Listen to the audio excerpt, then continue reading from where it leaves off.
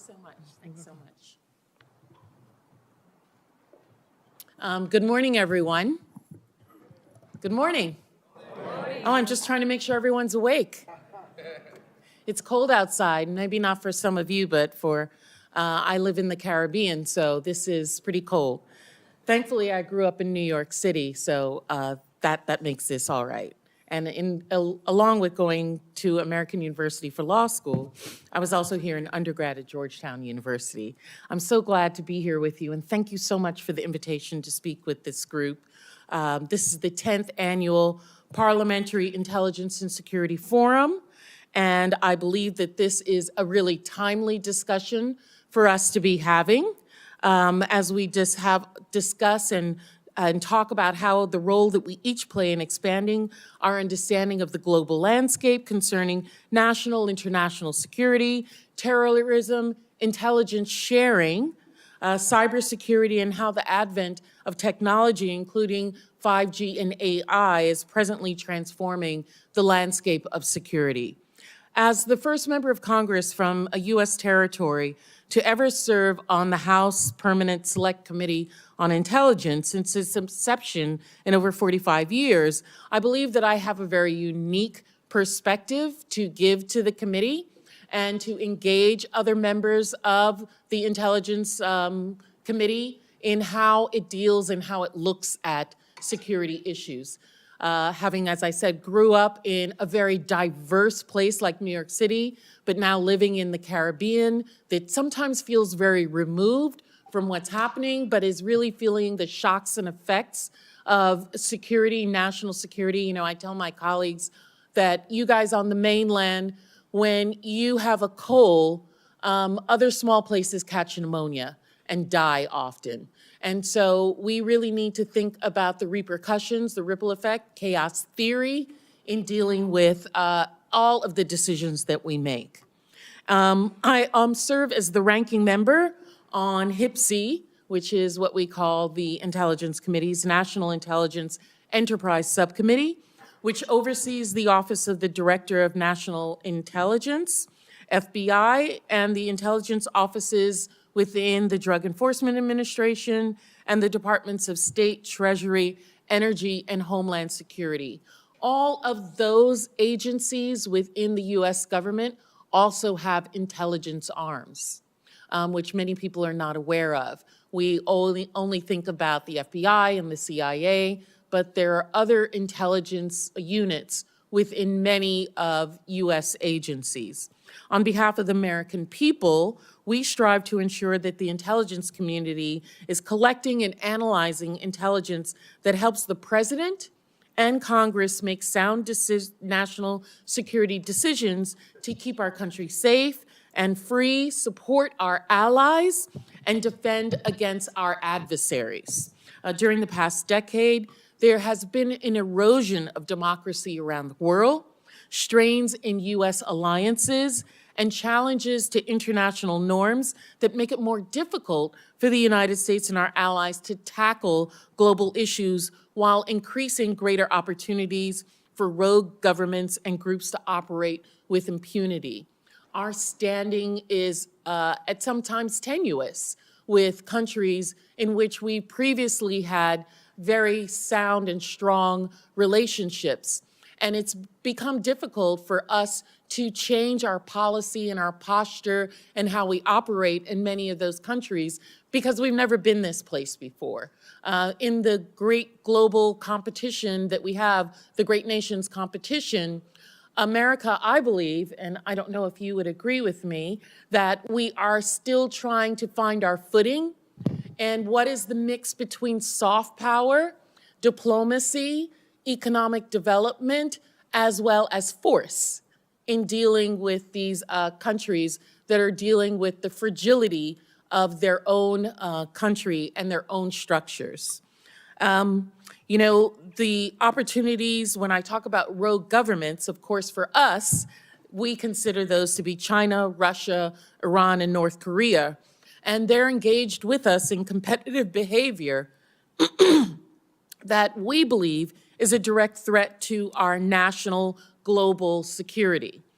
China has obtained economic heft while growing military power and diplomatic and technological dominance for a coordinated approach to strengthen CCP rule, secure what it views as its sovereign territory and regional preeminence, and pursue global power.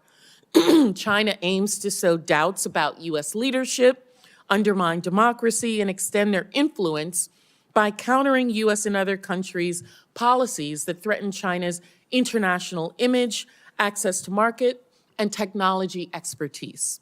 Russia's strengthening ties with China, Iran, and North Korea to bolster its defense production and economy are also a major challenge for us and our partners. Their defense industry is significantly ramping up production of a panoply of long-range strike weapons, artillery, munitions, and other capabilities that will allow it to sustain a long and high-intensity war if necessary. We're seeing that, of course, play itself out in Europe. Iran will continue to threaten U.S. interests, allies, and influence in the Middle East, and intends to entrench its emergent status as a regional power while minimizing threats to the regime and risk of direct military conflict. Decades of cultivating ties, providing support, funding weapons, and training to partners and proxies around the Middle East, including Lebanese, Hezbollah, the Houthis, and Iranian-backed militia in Iraq and Syria, will enable Tehran to continue to demonstrate the efficacy in leveraging like-minded terrorists and military actors. That's our assessment right now.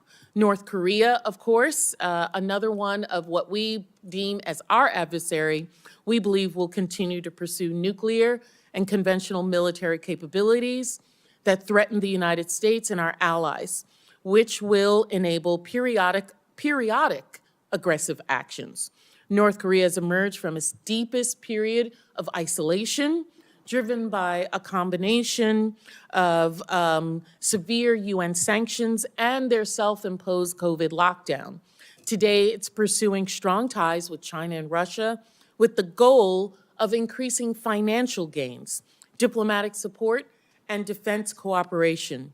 The great powers competition intersects, in many respects, we see, with backsliding democracies and failed state vulnerabilities. During this Congress, I saw firsthand what I would call wobbly governments and backsliding democracies in sub-Saharan Africa, particularly throughout the Sahel, which opens the door for Russian and Chinese malign influences to take hold. I'm particularly concerned by Russia's exploitation of the instability of African nations to secure access to valuable resources and, in turn, undermine democratic aspirations. China's economic investments and financial assistance target vulnerable countries and carry collateral conditions, including diplomatic expectations, debt. Many of the contracts that China enters into with many of these vulnerable countries are very opaque. They're not transparent. Many of the countries are unaware of the debt load that they're going to have, when projects are due, when the debt is due, and that in turn creates a dependency on them, which is not evident on the front end, but comes on the back end. And America, of course, has a lot of requirements for our investments, whether that's 708, you having to be certain type of democratic activity, which makes it more difficult for us to be engaged with countries that need us the most, that need our support so that they can in turn support us, whether it's in the UN or in other actions that we're looking for.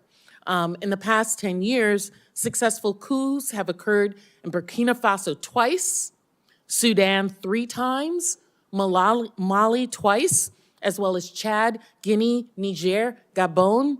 Further attempted coups have occurred in many of these nations, in addition to the Gambia and Sierra Leone.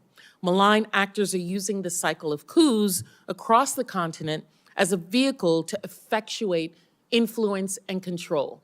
Why is that important to us as Americans? Well, it's important because of the size of Africa, the increasing youth of Africa, But also, quite frankly, as a capitalist country, I'm concerned with the raw resources of Africa being the payment for many of these relationships that Russia and China are requiring. The use of ports, the use of so many uranium, et cetera, that is being extracted at usury rates from these nations that then become problematic. And we, as Americans, I'll admit, are not there in the manner that we should, and our relationships are wobbly as well. I, as a member of the Intelligence Committee, was in Mali. I went over to another African country. Our allies, our friends were saying everything is great. I left. 2 days later, there was a coup. Had no clue that it was going to happen. You know, I thought I was going to be able to get a book deal having been in a coup when it happened.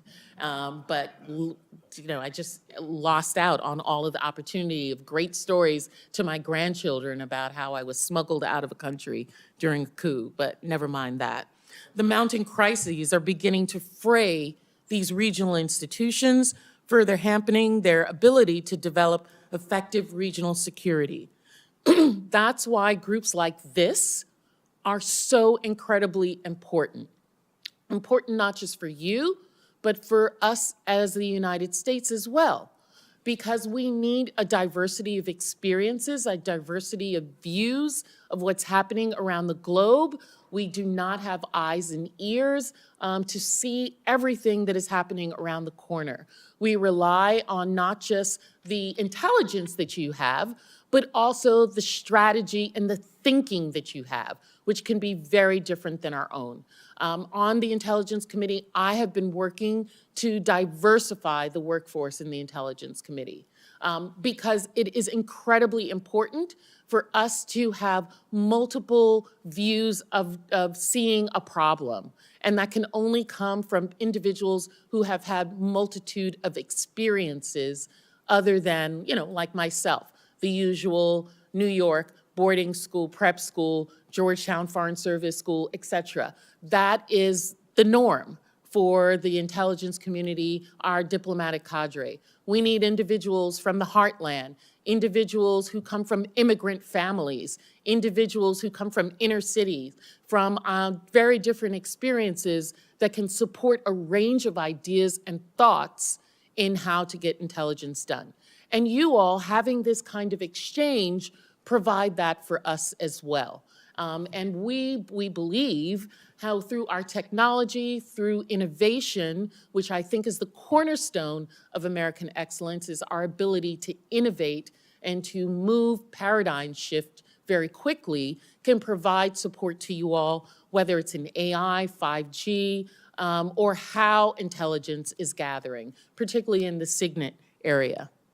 And so I'm further concerned, of course, because it's in my backyard, of palatable national security threats in the Caribbean region, including illegal drugs and gun trafficking, the crisis in Haiti, which we know will allow a foothold for other malign actors to be able to come in and take over that very large country with immense natural resources, which has yet to be tapped, as well as the influence of Russia and China in the region.